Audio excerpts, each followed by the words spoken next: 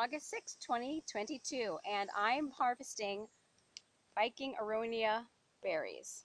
So these are the ones that I gathered last night, 9:15 p.m. So the lighting wasn't the best, but I did get mostly the dark purple ones, are almost black, and a few of the reddish color. So let's look at the biggest, most productive bush we have so far. We're going to get some more from here. You see these? And we have some more right here. They look pretty dark.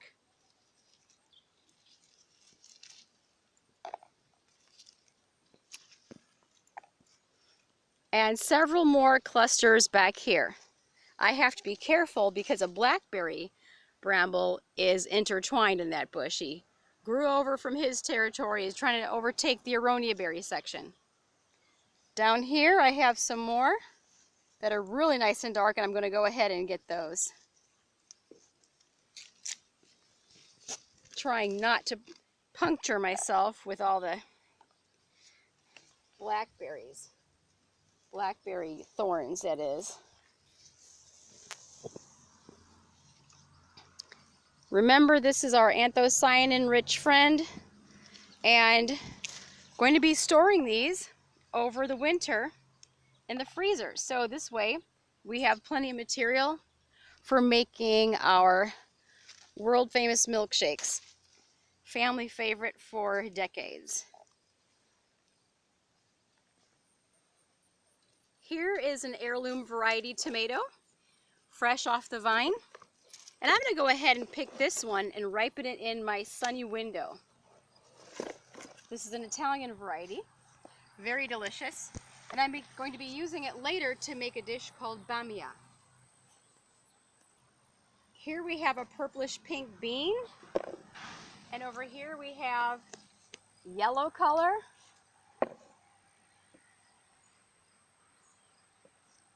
We get this one too. And over here we have some green ones. They can get a little larger, so I won't pick them all. I want to give them a chance to reach full capacity. Look at this one. That's a good size. And then we have others right here, and the rest we're going to allow to grow longer. We have dozens left, but they're a little bit petite. Here's a dark purple variety. I'm going to pick him right now. There are very few left on the plant, and I'm going to let them mature. Okay, everybody, do you see this? This is a very nutrient-rich vegetable called purslane. It's really high in antioxidants and omega-3 fats. And I know everyone around here sprays, trying to get rid of them. Don't do that. This is very, very valuable. For those who are vegan, this is great in place of wild fish, in place of eggs, in place of any of your animal sources of omega-3 fats. Do not spray this, don't kill it, don't throw it away, and it does not interfere with the productivity of the garden. It's an asset, not a detriment. Hi, this is the horseradish area, and I'm going to be snipping some horseradish leaves to use as a stiffening agent in pickling that we're going to be making today. Okay? So this keeps things perky and firm in the jar that we let ferment for 2 weeks, or let sit for 2 weeks. Okay folks, now I'm trimming some dill weed, and as you can see, we're getting toward the end of the season for dill, but there's still value here. You see some of the white flowers, some of them are starting to show that they dry to make the seeds, to reveal the seeds. And I'm going to cut some of these so we can include them in our pickling. Everybody, this is a rubber band rifle made by one of my sons, handcrafted. Everything is his original idea. We have pyrography artwork on both sides, and it even has the name of our family business, the Great Mustard Seed Company. That is his penmanship. Not bad for a grown man, is it? And This shoots one rubber band at a time. He does sell these. You can contact me for the prices of everything via the comments. And here's another model.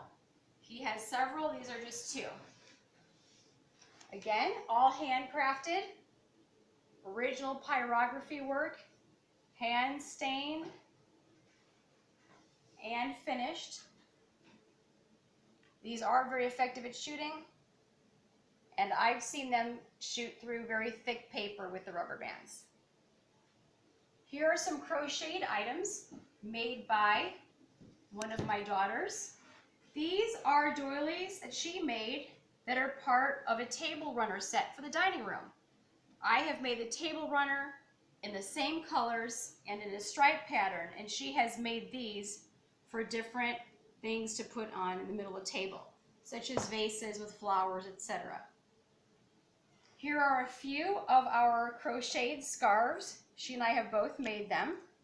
These are made with sheep's wool, acrylic, and alpaca fur. They are very, very warm. We have dozens upon dozens of scarves as well as other crocheted items. Here are some samples of our homemade seed packages. These are made by my children and myself. We have thousands upon thousands of seeds for sale. Every type that we sell is heirloom organic. There are no hybrids, nothing made in a laboratory, a factory, etc. These are all naturally occurring the way that God made them.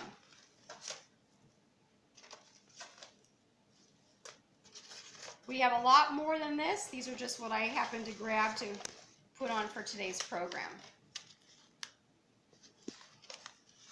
These melons are delicious, by the way, very, very juicy. We have tons of herbs, nightshades, melons, pumpkins and squash, every kind of leafy green imaginable, beans of every sort, lots of varieties of fruits and vegetables and herbs. Hi everybody.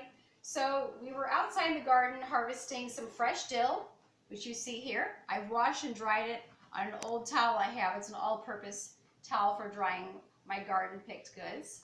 And then we picked the horseradish leaves. That's a stiffening agent. I have some fresh cucumbers as well. So we're going to make a really, really simple recipe. Very few ingredients, not much fuss at all.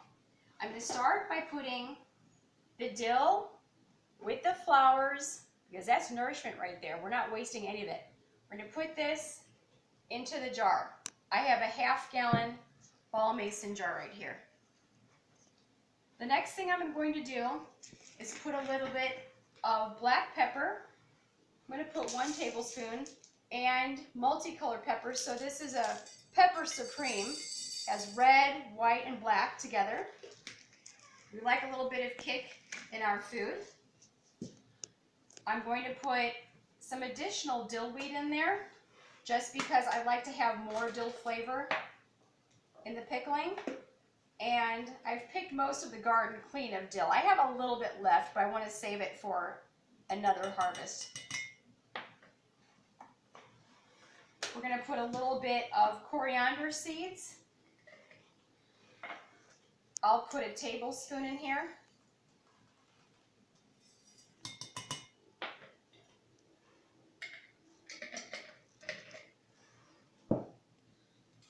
And we put 2 tablespoons of Himalayan pink salt.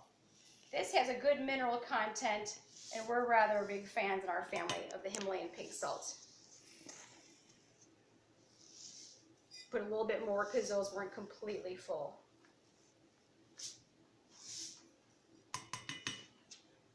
Now we're going to cut up the cucumbers. Just take off these little ends here. Those are going to go into the compost because we don't waste anything. I'm going to cut these just to make them more manageable for when my family eats them. So I'm going to cut them in half horizontally and then also in length, which is what I'm doing now. the flowers down in the jar, and now I'm going to start putting in some of the pickle wedges. Well, the cucumber wedges we're going to turn into pickles.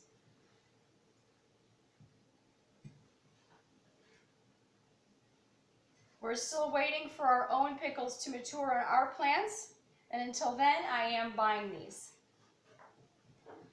Cut another one lengthwise after it's been halved horizontally, and cut the lengthwise in half. And all the ingredients are great for your blood, to keep your blood clean, to keep your cells clean, to keep that immune system strong, and for digestion. None of these are harmful ingredients.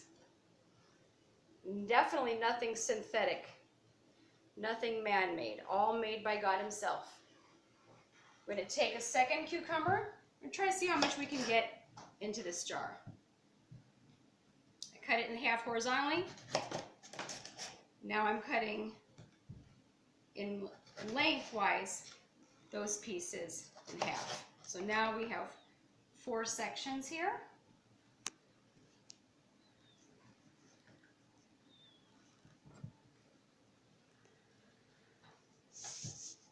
Same goes for the other one.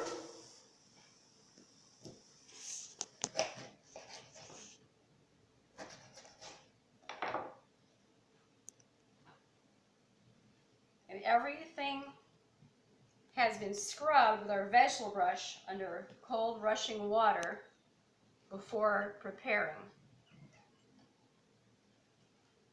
The cucumbers and the leaves especially. This is getting crowded, so I'm just going to put, I'm going to try half of the next cucumber and see how much I can get in there. I may even cut these pieces a little shorter if need be to fit. Yep, that's what I'm going to have to do.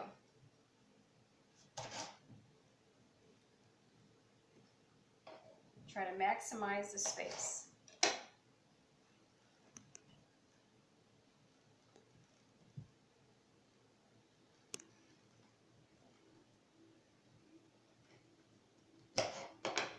Now I'm going to put in some horseradish leaves as a stiffening agent. This keeps things perky and firm throughout the pickling process, so that nothing gets mushy, and this is a very effective method for keeping things in good shape. I'm going to cut this one in half and overlap it the other way. So we have the Himalayan pink salt, and I've chosen today to use black, white, and red peppers, a pepper supreme blend. We have fresh dill from the garden with its flowers, a little bit of dill weed that I've purchased, and coriander seeds. Now I'm going to add the water, and it's important to remember to leave 1 inch of space between the top of the water and the bottom of the lid. And that is because at the end of the 2 weeks waiting period, you need to open the lid carefully, do it over a sink in case anything spills out. And it'll be sort of a burping that you're doing to the pickling. And it can have a tendency to bubble, and you don't want it to spill out all over the place. So you want to have a little bit of room so it's not bursting from the top. This is spring water that I'm using today. I use that with all of my food preparation. So here we go, ball mason jar. Screw the lid tightly. It's really important to mark the date on a calendar or on the jar itself with a label. Let it sit for 2 weeks in a cabinet that is cool and dark and where no light will go for the 2 weeks that it sits there.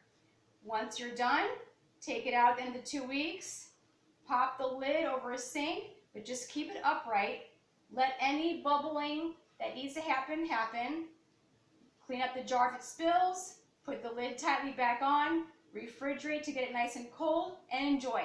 It's a very simple recipe, no cooking, no fancy ingredients. These are basic things that we all have access to that we can use to keep ourselves healthy and well nourished, especially in these economic times when everything's costing so much and everyone is cutting back.